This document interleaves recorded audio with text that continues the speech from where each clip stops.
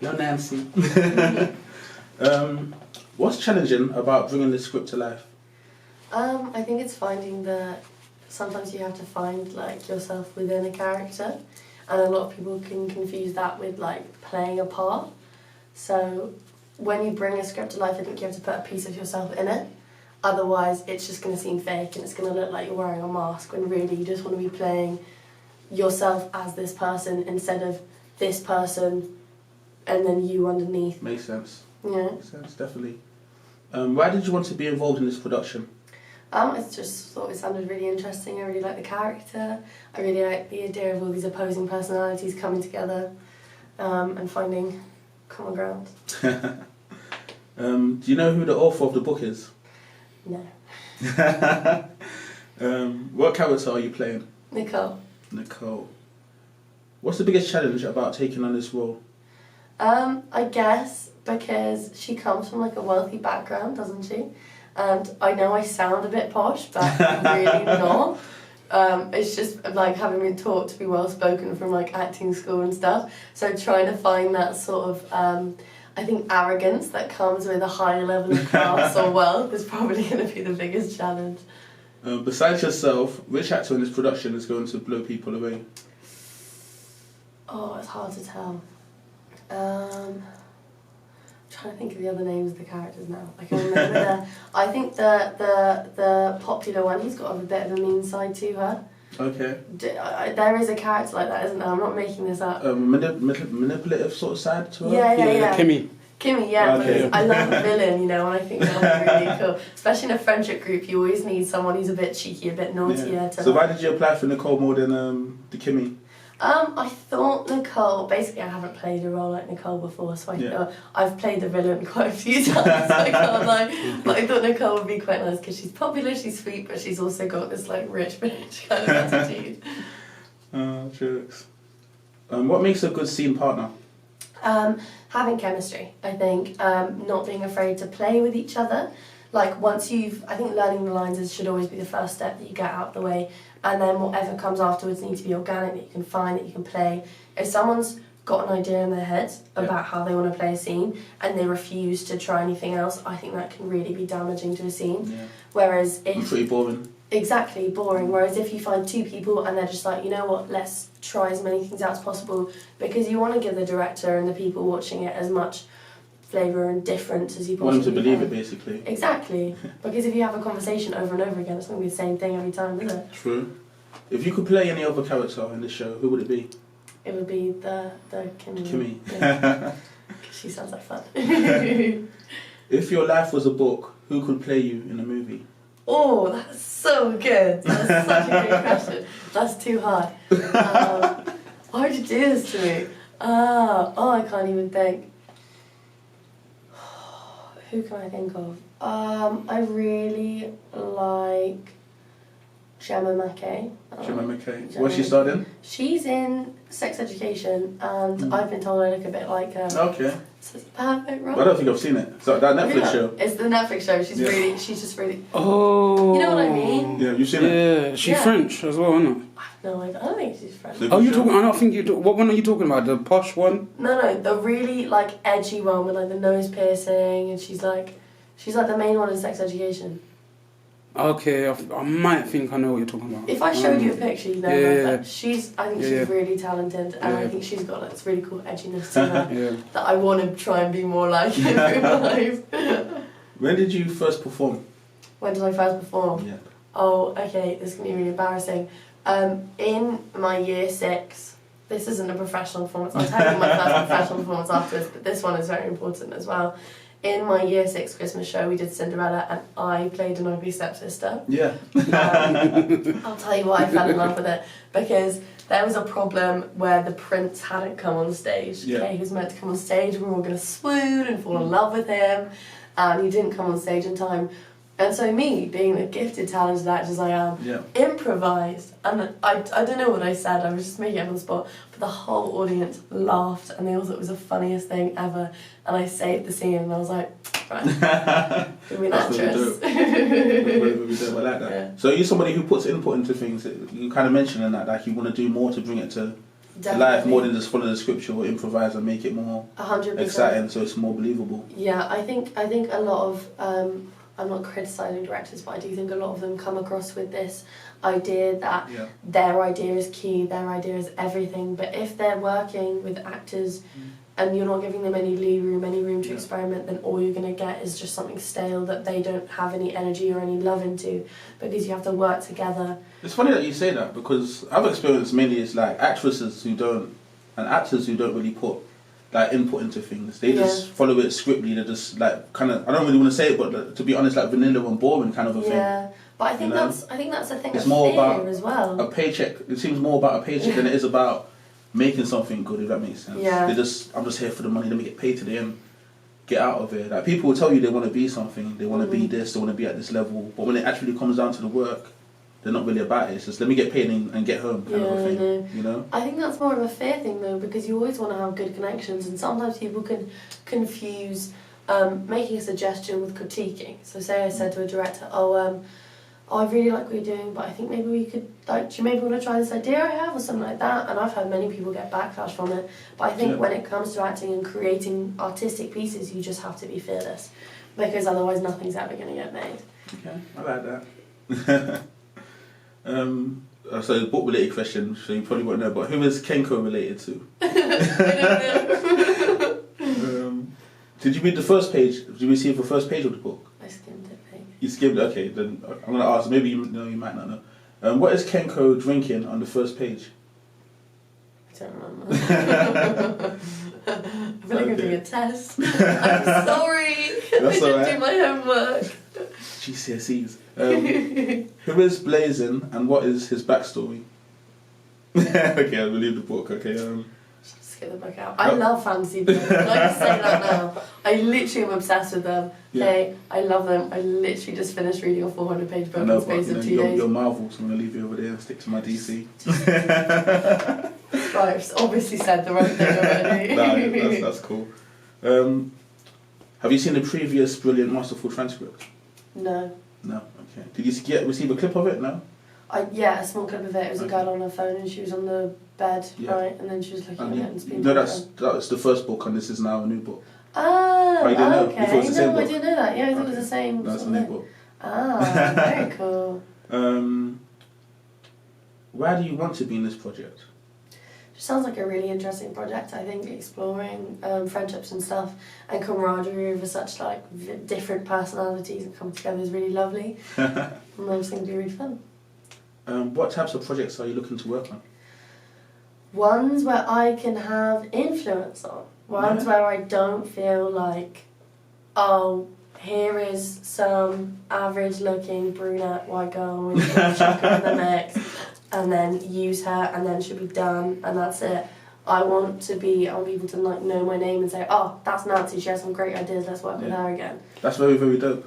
I like that. I hope you stick to that. I hope so too. How would you describe your acting style? My acting style? Yeah.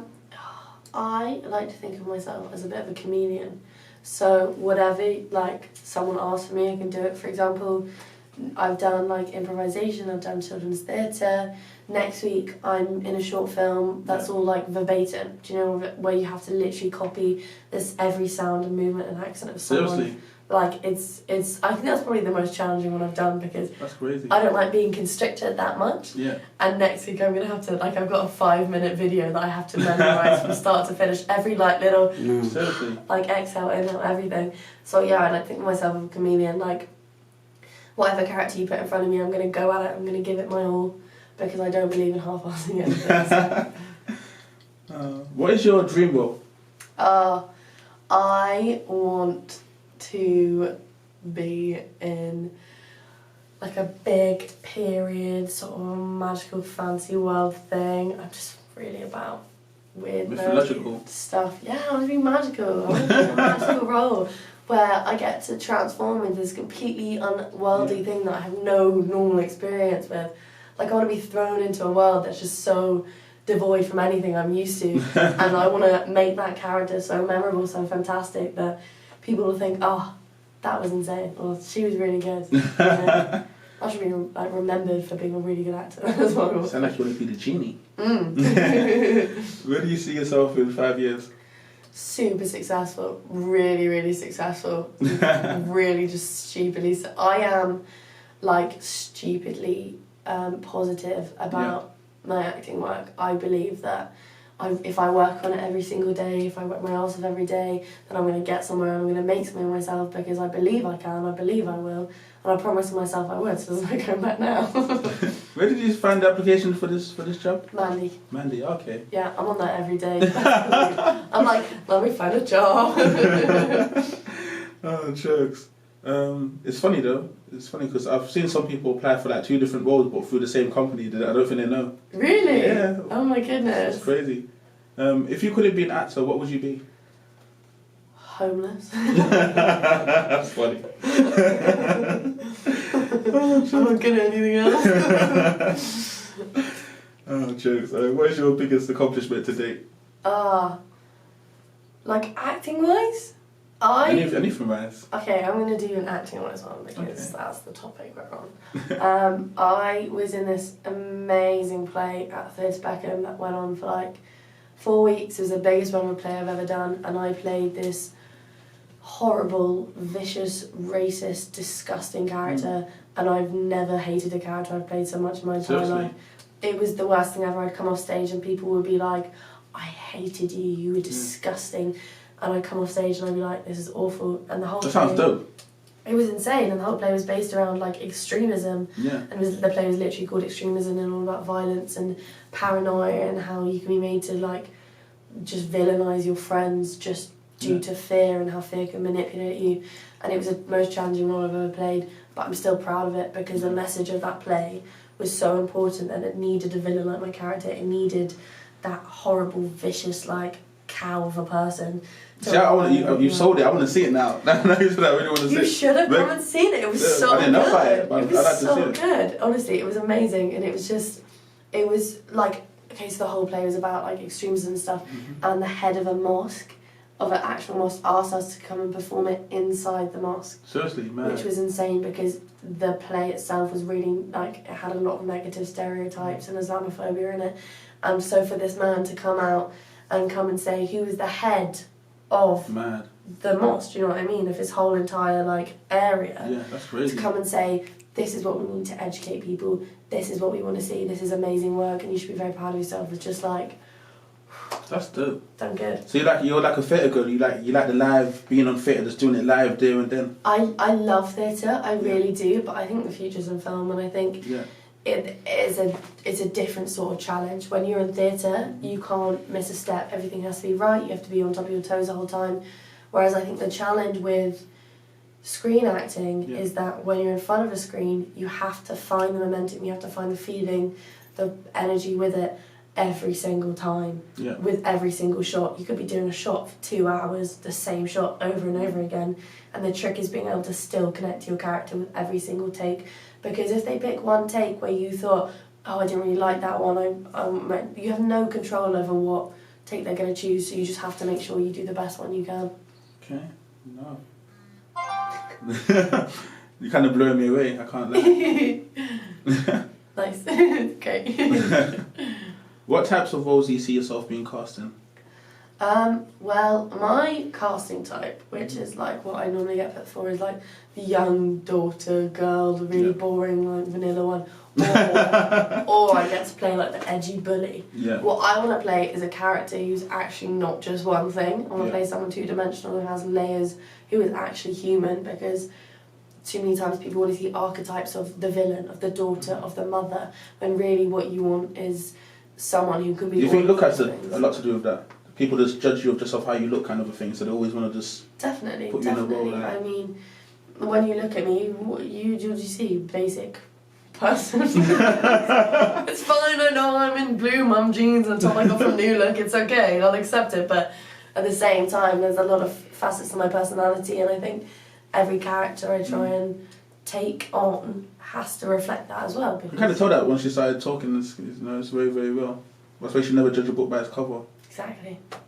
What's the hardest role you've played and how did you handle it? The extremism one, 100%. definitely, because it was just like, her morals were so completely out of whack, and I was just like blown away by how every other character in the play had a redeemable quality, had a moment where you saw their weakness, and it sort of provided the actor to make them redeemable in their mind.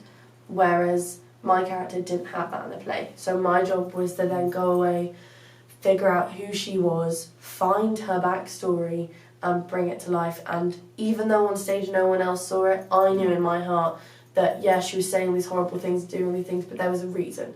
She wasn't necessarily a bad person. She wasn't actually this vindictive, evil person that I was playing her to be.